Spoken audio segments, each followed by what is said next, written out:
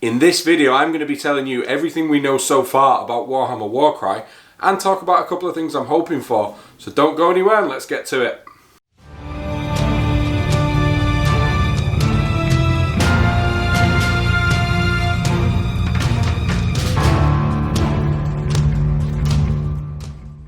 Hello everybody, my name is Jay and this is the Top Table Gaming YouTube channel, and today this is going to be the first of what I hope is many videos about Warhammer Warcry. If it's your first time here, check out the other content on the channel, give this video a like, maybe a subscribe if you want to see future content. Do you want to win a copy of Warhammer Warcry on release? Well, all you have to do, guys, is give this video a like, subscribe to the channel, and let us know in the comments of this video below one mechanic you'd like to see in this game from other GW systems to be in with a chance of winning. So, Warcry. Ever since they've announced this game, I have been so excited because I've wanted for such a long time, as fans of this channel will tell you, for a straight up fantasy skirmish game from GW, and it looks like Warcry is not going to disappoint. Without further ado, let's dive in and look at everything we know about Warcry, and make sure to stick here till the end to see some things that I'm hoping to see from the game.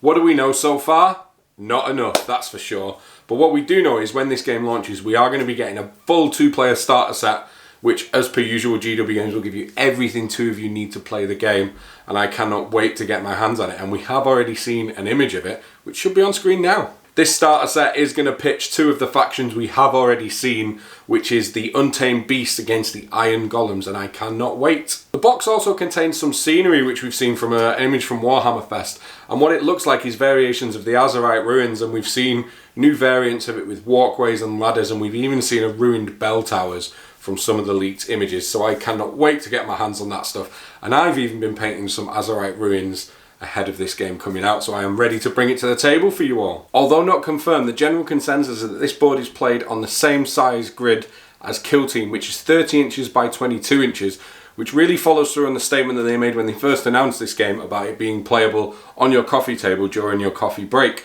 A really good compact size for a 8 to 15 model skirmish game, which I think is a great thing.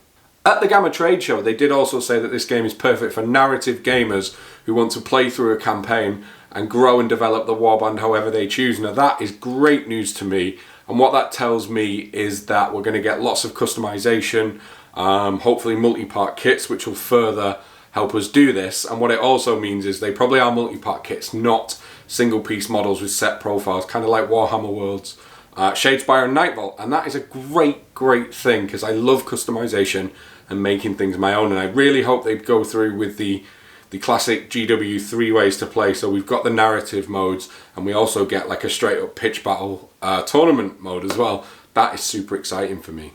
Right, it's about time we spoke about the factions, and we've already seen 3 of the Chaos factions that are coming, and what better place to start than the Iron Golems. These were the first warband announced, and boy are they cool. I cannot wait for these. And as their tagline states, we create war, I think it's pretty clear that these guys are your straight up damage faction, and they're there to wreck face, and who doesn't love that? The Iron Golems believe they were brought here by Archaon himself to create weapons and armour for the Slaves to Darkness army. They are clearly here to cause absolute carnage. Love it! Another cool thing about this faction is they're not just made up of humans, which you're going to see throughout this game it seems, but as we've seen from some of the images, especially from Warhammer Fest when we got a much better look at them and they were in the cabinet for people to see, there's also ogres and dwarves in this faction too, so that is real cool, and it gets me excited for what kind of races from Age of Sigmar we're going to see in the other factions. And lastly, the Iron Golems of course come from the realm of metal. And where else would they come from? I mean, look at them. They are tooled up to the nines, maxed out on armour, ready to get stuck in. Super thematic, super cool, love it. Next up is the Untamed Beasts, residing from the realm of Gore, which is of course the realm of beasts. These models are super nomadic, almost feral, and they of course survive by hunting their prey and beasts. And these models absolutely represent that. They are so dynamic and characterful. I think they are my favourite models out of the starter set against the Iron Golems. I absolutely love them. Now I do see this faction playing very differently for the Iron Golems because they are in the starter set, so I think the Iron Golems are going to be your straight up aggression damage faction. I see these being more built around speed and maybe even objective play, kind of horde style as well. I don't think they'll do as much damage. Now This is all speculative, we don't know anything about the game yet, but I see them doing less damage per hit, but being a lot faster, a lot more mobile to really achieve their objectives and catch their opponents off guard, and that's how I see the Untamed Beast playing. I think it's pretty obvious as well. I can definitely see this faction monopolising the use of the different beasts that we've already been shown in this game, and that is very exciting because boy do they look cool. Now I may have saved the best till last, but we're of course going to cover, as revealed at Warhammer Fest, the Splintered Fang. So the Splintered Fang come from the realm of life, and being described as an insidious murdercle, I cannot wait to get my hands on these. They just look incredible. So we know they use poison in game, and they are described as the seductive side of chaos. These guys are going to be awesome on the tabletop, and I can't wait to get more information about this. So of course they were released at Warhammer Fest, and I lost my mind when I saw them. I wasn't lucky enough to attend and see them in the cabinet, as a lot of you may have been, but I can't help ponder how their playstyle is going to be. And what do you guys think? Let us know in the comments below, but I think these guys are going to be really hit and run. I think they're going to be in and out before you get the opportunity to retaliate, and obviously there's a lot of theme both in the models and the way they're described about the poison, so I think they may be like a faction that really utilises damage over time and things like that, and I can't wait to find out. And I don't even care if I'm right or wrong, they're just absolutely stunning. Don't forget, we also have 9 non-chaos factions coming for Warcry, which I absolutely love. And this has caused a little bit of a divide in terms of opinion. But what I see from this is it means we get more variety of gameplay, more variety of models, and ultimately we've probably all got models in our collection that we can throw down on the table from day one. And what's not to love about that, right? Because more replayability, more variety, and just a lower barrier of entry is going to mean more people playing this game. And if you're like me, the games I play are also very much driven by the community playing them, and the more we can see this played in our local stores and in our local areas, the more games we're going to get, so that is only a win. It looks like there are 9 non-chaos warbands, and we have seen an image of all their warband logos, which you'll see on screen now. It looks like we're going to see everything from Stormcast Eternals and Nighthaunt to Ideneth Deepkin and Bone Splitters and Gloomspite Gits, maybe even Iron Jaws and Daughters of Cain, and that is just super cool because I love the AOS world, the setting, and we all know the models are out of this world, so it just means we're going to get such variety on launch. That is a win.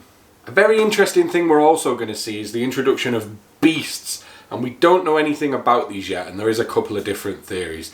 So beasts could act like the mercenaries in game, and any warband could take them, or certain warbands will have access to taking certain beasts. The Untamed Beasts, for example, are probably going to be huge on this. Or another wild theory I've got is maybe they are part of the scenarios, and maybe they're AI controlled and they're actually not, don't belong to either faction, and they're on the board. We just don't know. My money is on that you can take them as mercenaries and add-ons to your warbands, but I can't wait to see because some of these have just got so much character. Okay, let's talk about realms for a second. So the first 3 warbands that we do know about are from the realms of metal, the realms of life, and the realm of beast, but there are other realms that are really going to dictate the themes of the other Chaos Warbands. Let's talk about a few of them now. So we still have the realms of heaven, death, light, shadow, and fire. Fire is one I can't wait to see, by the way. But what this really tells us is it maybe gives us a hint at some of the other Chaos Warbands, maybe some of the terrain, some of the settings of the game, but it just means there's such scope left yet for not just playstyles, but really cool miniatures, and I can't wait. Mind space on this is massive. Like, look at the Realm of Fire, for example. That's the obvious one. That is, of course, screaming to me a really cornate, low-armoured, really angry, aggro, damage warband, which is just going to look so cool. And then there's some really interesting ones, like the Realm of Light and the Realm of Heavens. Now, if they tackle those in one of the Chaos warbands, that could be something really new that we've not seen before, and just hopefully GW knock it out of the park. But I cannot wait to see what they've got planned for the rest of it. What do you think about everything we've covered? Do you agree? Do you disagree? Do you think some of my ideas are wrong? Do let us know in the comments below, because what I'd really love is to make this channel and these videos a hotbed of Warhammer Warcry information and start growing a community ahead of this game's launch, because you're here because you're interested in the game. I'm making this video because I'm interested in the game. Let's get this community started. So what am I excited for with Warhammer Warcry, and what do I hope they're going to do? A lot of it I've kind of covered in a little bit of detail in this video. I think they've got huge scope in the different realms of the Age of Sigmar universe they've not covered yet, and some great design space to make some really cool miniatures and rules and a really awesome game. And the other thing is I really hope they adopt the GW3 ways to play, so we get a full-blown narrative play system where we can start with 5 guys and actually play through set scenarios and level up our warbands with a group of friends and just roll some dice and have some fun and get to customize your warband your way, because that is always, in my opinion, the best way to play a game. On the flip side to that, I also enjoy being competitive, so I really hope there's a solid match play point system for this game, so it gives us, as GW are doing with all their systems, multiple different ways to play the game depending on your needs. A match play system would be really good because, let's say you can't commit to a narrative campaign, but very much like Shadespire, there could be a one-day event on at your local gaming store or GW where you could just take a 200-point crew, let's say, build it, take it, have some fun. And that is also really good, and it'll cure that competitive itch for people. In terms of models, I'm really hoping these are multi-part kits. It looks like each kit is around 10 models, although not yet confirmed. But what I'd love is multiple ways to build each model, like most of the things GW do, and that means, again, I can really dig deeper into customizing it and building my warband my way and ensuring everything, because they have been very open with the fact that there's going to be model development and warband development.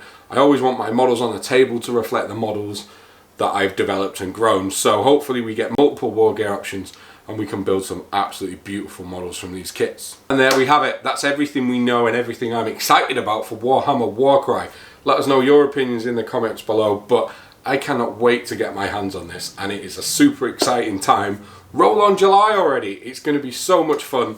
And don't worry, Top Table will be taking you through the whole process. As soon as we can get our paws on it, we're going to be doing unboxings, we'll be doing warband reviews, we'll do a review of the starter set, and we're going to be playing scenarios. You name it, it's happening. We're already actually painting existing terrain that we think is going to adapt to this, because I am super hyped for this game, and this is going to be the place to be for Warcry content. So make sure you hit that subscribe button, because you do not want to miss out. Last up, don't forget, you can win a copy of Warhammer Warcry at launch, and all you have to do is like this video, subscribe to the channel, and comment below on something you want to see in the game, or a rule from a different GW system that you think would be really compatible with Warhammer Warcry, and one of you is going to get a set sent out to you at launch.